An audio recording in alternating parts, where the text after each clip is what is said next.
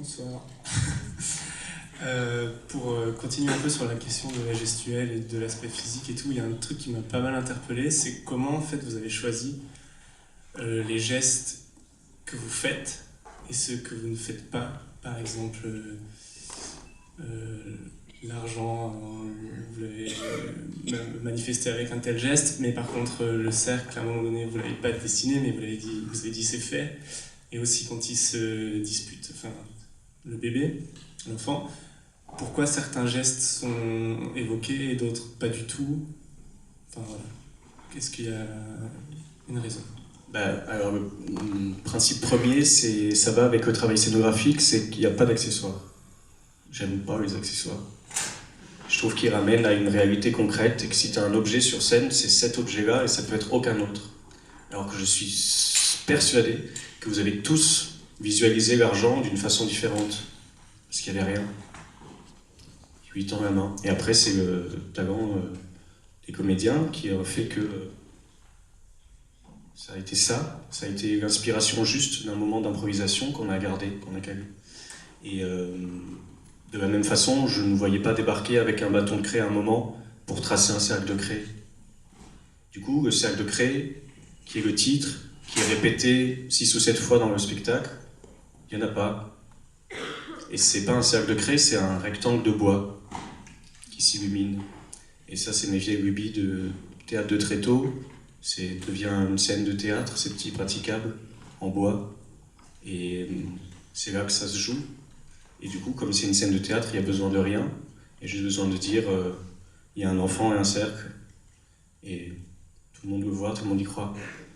C'est un retour aussi à l'essentiel du théâtre, où on n'a rien, où on est enfant, on s'amuse dans sa chambre et on s'imagine tout avec rien. C'est un retour à ça aussi. C'est à la fois le fait d'enlever, ça rajoute votre imaginaire à vous, en fait. Alors oui, en effet, ça c'est vraiment dans l'écriture, c'est le frottement des figures tragiques et des figures grotesques. Donc comment trouver un équilibre déjà dans l'interprétation entre une sincérité absolue chez Haitang et un grotesque démesuré chez le juge ou chez d'autres personnages. Mais sinon, par rapport au texte, c'est vraiment le plus important en fait, c'est pas le texte. Pour moi, ça c'est ce que je pense, c'est ce que je défends, c'est l'histoire. Et c'est très différent le texte et l'histoire. Et ce que vous avez vu là est une version finale, enfin en tout cas c'est la version d'aujourd'hui, mais moi je travaille sur le texte depuis 2 ans, avec les comédiens depuis plusieurs mois, et on s'est rendu compte que, en tout cas ce qui est sûr pour moi c'est que le plus important c'est l'histoire et pas spécialement le texte. On a vraiment considéré le texte comme une matière à rêve, une matière à voyage, mais on a énormément coupé. Ce que je voulais c'était un engagement corporel absolu de la part des comédiens. Donc on a énormément travaillé sans le texte. On a travaillé dans de très longues impros corporelles, dansé en musique, sans texte, simplement pour raconter avec les corps les situations et les rapports entre les personnages. On a travaillé ça pendant 1 semaine, sans texte. Et on a fait un filage de la pièce sans texte. Simplement en vivant ce que le personnage vivait à ce moment-là. Et il s'est déposé chez le comédien un vécu réel du personnage à ce moment-là et de son rapport, une clarté du schéma entre le rapport entre les personnages. Et ensuite, dans un 3e temps, on a remis le texte dans ces corps qui s'étaient engagés au maximum. Mais en fait, on s'était rendu compte que la plupart du temps, le corps remplaçait beaucoup de texte. Et au fur et à mesure, on a coupé, enlevé du texte, on a essayé de garder ce qui nous paraissait l'essentiel, ou ce qui en tout cas ne pouvait pas être compris sans les mots.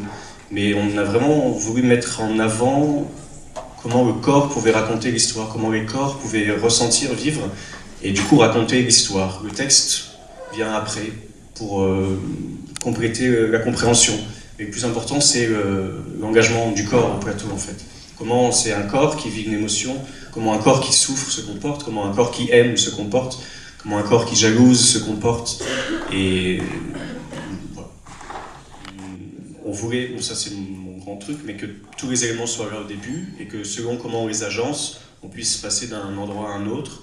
C'était évident qu'il fallait des matières brutes, il fallait aussi une certaine épure qui permette de faire rêver, de laisser le spectateur projeter son imaginaire. Et puis surtout, on voulait quitter le folklorisme chinois, dans lequel la pièce est très inscrite.